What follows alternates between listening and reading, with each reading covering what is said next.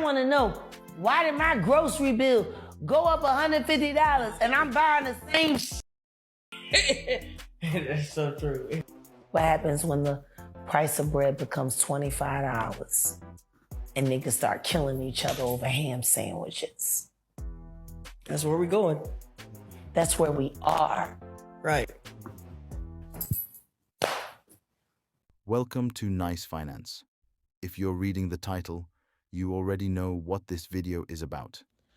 This is crazy. The prices in America since we've been gone have gone up tremendously. Like, seriously, just to get a haircut from a husband, it used to be 20 American dollars. Now it's like $40, $45. And we went to the grocery store to get food for like cooking for the week. Holy crap. We probably spent almost twice the amount of money, but half the stuff of what we get on the normal basis in England. It is redonkulous, dude. I'm sorry, but it's just blowing my mind. And then everywhere I go, and I remember all the prices of everything, like the stuff that I always consistently get and everything, like when I'm out and about, when I'm shopping, not just for food, but like for everything. And just to go back and see how like prices have doubled. It is insane. I just cannot believe it. And I was always wondering when my mom kept saying I didn't enough money for my son's haircut. I'm like, it's because it's doubled even, and then even then some. Oh, and don't even get me started on that. You have to pay taxes. So like in England, when you see what the price is on the shelf, that's what it is. Not in America. Almost all the states, maybe there's a few, but we have taxes. So you have to pay taxes on top of everything.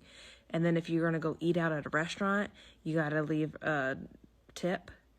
And when you get your hair done, you have to leave a tip. Like everything, you have to tip on top of everything. And so, so I do miss that in England right now. It's just not tipping. The prices, I'm just mind blowing. Just cannot believe how ridiculously high everything has gotten. And just like the little over 2 years since we moved. Even from me visiting just last year, when we came for a quick visit, everything is just so pricey. So consider you guys lucky there in England because everything is so much cheaper than America. Y'all, this economy so damn bad. I've been out here dodging the damn panhandlers like bill collectors, and I'm not even being funny. I don't even want to look down because I don't want them to think that I'm getting anything. I don't even have no damn change in my car for me, and I got 3 favorite panhandlers in my city. Yes, I call them my favorites because I really do like looking out for them. One of them is a lady. Long as she take her medication, because she got some things wrong. So as long as she take her medication, she ain't causing no problems. I usually go grab her a little something and then give her a little something. Bitch, I ain't even seen my girl in so long because I'm barely feeding my damn self. And then I got one who I actually went to school with him, y'all, and he just got strung out on drugs really, really bad.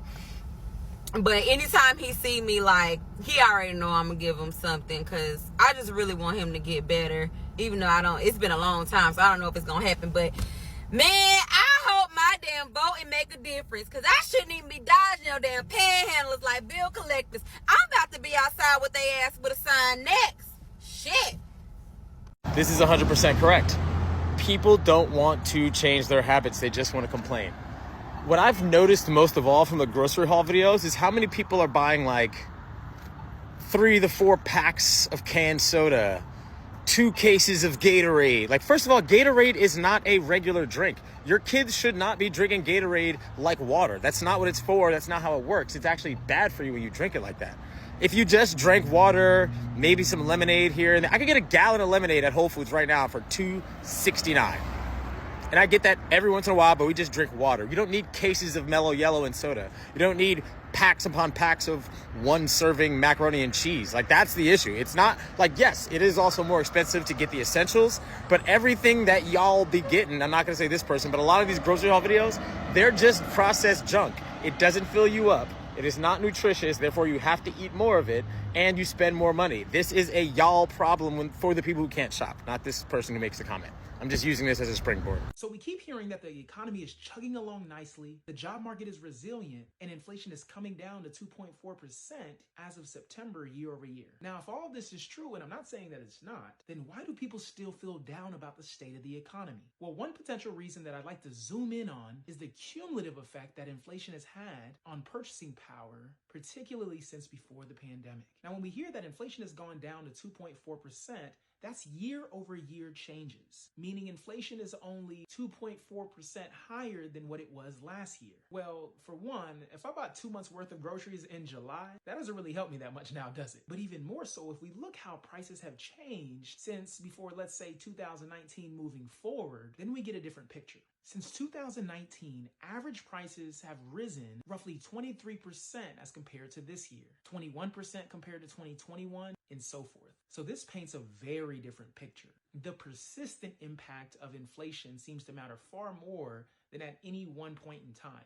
And maybe this is why inflation coming down is making people roll their eyes rather than putting a smile on their face. At the national level, the middle class is typically defined as households with an annual income ranging between $53,740 and $161,220. But middle-class Americans like Kyle Connolly from Pensacola, Florida, says life has quickly grown unaffordable. Financially, things have definitely been a struggle for me. I don't know how, but every single month I somehow managed to get by. And I'm left with, maybe this past month, I was left with $125 in my checking account, and that's it. As of June 2024, 65% of middle-class Americans said they were struggling financially and don't expect their situation to improve for the rest of their lives. It's a part of the income distribution that has felt a lot of pain in the wake of the pandemic. And it wasn't something that just economists were tracking. It was something that was really felt on the household level. You know, people felt it in their grocery bills. People felt it at the gas pump. I hate to break it to you guys, but inflation is coming back in 2025. It's simply a byproduct or a symptom of what the Federal Reserve is doing. And the Federal Reserve is probably one of the most powerful financial institutions on this planet. So what they do directly affects us economically. And right now what they're doing is they are making money easier and cheaper for you and I to get a hold of. It is easier to get a hold of because the interest rate is lower, so more people will qualify, and it is cheaper to get a hold of because the interest rate is lower. So what happens when more people can borrow more money? Well, then the money supply increases and the circulating money supply increases, which means that if the demand for good is here and the supply is here, and you increase the money supply, demand is going to increase for the same amount of supply. Now, supply does also change because it is also easier for companies to borrow and grow. But overall, when there is more circulating supply of currency, demand is going to increase and things, all else being equal, are going to get more expensive. Now, how do you take advantage of this? Well, you simply invest in things, because when demand goes up for things and when inflation increases, what happens to asset values? They also go up, which means that there's a very high likelihood, unless we have a recession of some sort, that the stock market will probably be higher in 1 year. And there's data that backs this up. The further you go out from a Federal Reserve interest rate cut, the further you go out, the more likelihood that stocks will be higher. In fact, in every instance for the last 100 years or so, 5 years after a Federal Reserve interest rate cut, 100% chance that the market is higher. The second thing that's most likely going to go up is real estate. Unfortunately, it's not going to be easier to buy a house. It's going to be more expensive. So yes, interest rates will be lower, but housing value will go up. And that will not change until we get more houses on the market. So overall, things are probably going to continue to get more expensive in 2025. And the major ticket purchases like cars, houses, and the stock market, those things are going to increase. So if you have the ability to invest in one of those things, especially stocks and real estate, which are appreciating assets, you probably should, because it's not going to be cheaper next year. If you like personal finance, world economics, broken down simply, you are in the right place. Hope to see you in the next video. Inflation introduced a new middle class in America.